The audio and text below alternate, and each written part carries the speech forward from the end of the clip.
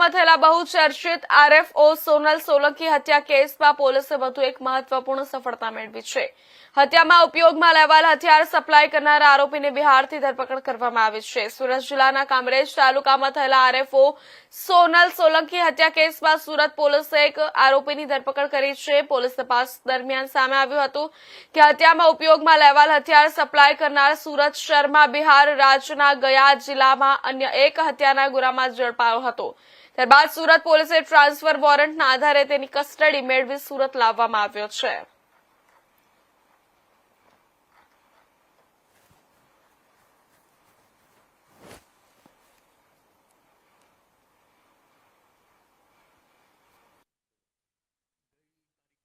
November 2025ના દિવસે Kamrej police station વિસ્તારમાં Jokha ગામે સોનલબેન સોલંકી કે જેઓ ફોરેસ્ટ ડિપાર્ટમેન્ટમાં આરએફઓ તરીકે નોકરી કરતા હતા તેમની હત્યા કરવામાં આવી હતી। આ હત્યાના ગુનામાં તેમના પતિ નિકુંજ કાંતિગીરી ગોસ્વામી અને એમનો સાગરીત બીજો એક આરોપી ઈશ્વરપુરી મંગુપુરી ગોસ્વામી, આ બે આરોપીઓએ મુખ્ય ભૂમિકા ભજવેલી હતી। આરોપી નિકુંજ દ્વારા એમના મિત્ર ઈશ્વરપુરીને અને અન્ય આરોપીઓને સાથે રાખી અને આ જે મહિલા છે સોનલબેન સોલંકી એમને મારી નાખવા માટેનું કાવતરું કરેલું હતું। અને આ ગુનામાં જે હથિયાર વપરાણ હતી પિસ્ટલ અને કાટીસ, આ જે છે એ બિહારની અંદર ગયા ખાતેથી ઈશ્વરપુરીએ જઈ અને હથિયાર મેળવેલા હતા।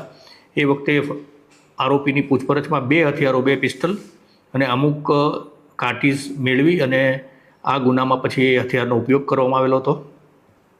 આ જે હથિયાર સપ્લાય કરવામાં જે આરોપી સંડોવાયેલો હતો એનું નામ છે રાજુકુમાર ઉર્ફે સૂરજકુમાર, એ સન ઓફ વિજયસિંહ શર્મા। આ મૂળ બિહારના બોધગયા ગામનો વતની છે।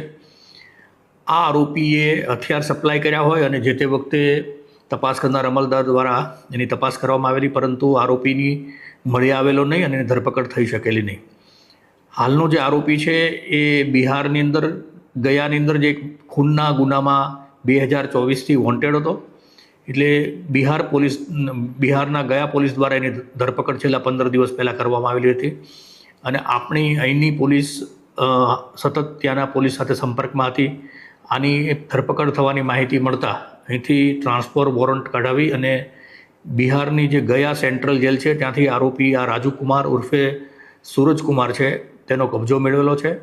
ગઈકાલે નામદાર એટ્રોસિટી કોર્ટ, સેશન્સ કોર્ટ જે સુરત છે તેમાં આ આરોપીને રજૂ કરી અને તેની 10 દિવસના રિમાન્ડની માંગણી કરતા નામદાર કોર્ટે દિન 5ના રિમાન્ડ મંજૂર કર્યા છે। આ આરોપી છે એ ગુનાહિત ઇતિહાસ ધરાવે છે। લગભગ 7 કરતાં વધારે ગુનાઓ તેની સામે બિહાર, મધ્યપ્રદેશ, દમણ અને ગુજરાતની અંદર દાખલ થયેલા છે। અન્ય એક ખૂનનો ગુનો પણ એને કરેલો છે, એટલે બે અત્યારના પણ આ જે ગુનો છે એ પણ ખૂનનો ગુનો છે। આમ 2 મર્ડરના ગુનામાં છે અને બાકી અન્ય ગુનાઓમાં સંડોવણી છે નહીં। આરોપી ખૂબ જ રીઢો છે। પૂછપરછમાં અત્યારે એમણે એવી કબૂલાત કરી છે કે આ બંને હથિયાર જે ગુનામાં વપરાયેલા હતા એ હથિયાર અને કાટીસ એણે જે આરોપીઓ છે, જે અગાઉ પકડાયેલા આરોપીઓ એમને આપેલા છે। હાલમાં ગુનાની તપાસ ચાલુ છે। અગાઉ જે બે આરોપી નિકુંજ અને ઈશ્વરપુરી જે પકડાયા છે એ બંને જણા હાલ સેન્ટ્રલ જેલમાં જ છે, લાજપોર સેન્ટ્રલ જેલમાં, અને આ આરોપી ત્રીજો પકડાયો છે અને આની હાલની ગુનાની તપાસ ચાલુ છે। સાહેબ, આ જે હથિયાર આ સપ્લાય કરેલા હતા તે હથિયારો વેચાતા આપેલા હતા? હા, ઈશ્વરપુરીએ આ હથિયાર છે એ બિહાર ખાતે જઈને લગભગ 1,05,000માં ખરીદ કર્યા હતા અને આ જ આરોપીએ એને પાસેથી પૈસા લઈને બે હથિયારો આપેલા હતા। આ જે હાલનો આરોપી જે પકડાયો છે એ અગાઉ સચિન સુરત ખાતે આવેલો હતો। અગાઉ એની સામે સચિન પોલીસ સ્ટેશનમાં એક ગુનો પણ દાખલ થયેલો છે, દમણમાં પણ દાખલ થયેલો છે, વાપીમાં પણ ભૂતકાળમાં પોતે કામ કરતો હતો। એટલે આ રીતે ઈશ્વરને સચિનમાં રહે છે જે, અને નિકુંજ અને ઈશ્વર આ બંને આરોપીઓ જે છે એ હાલના આરોપીને જે તે વખતે પણ મળેલા અને એને વાતચીત કરેલી કે જો જરૂર પડે તો હથિયારની જરૂર પડે તો આણે કીધું કે હું બિહારમાં છું અને તમારે જરૂર પડે તો મારો સંપર્ક કરશો તો તમને હથિયારો પૂરા પાડીશ।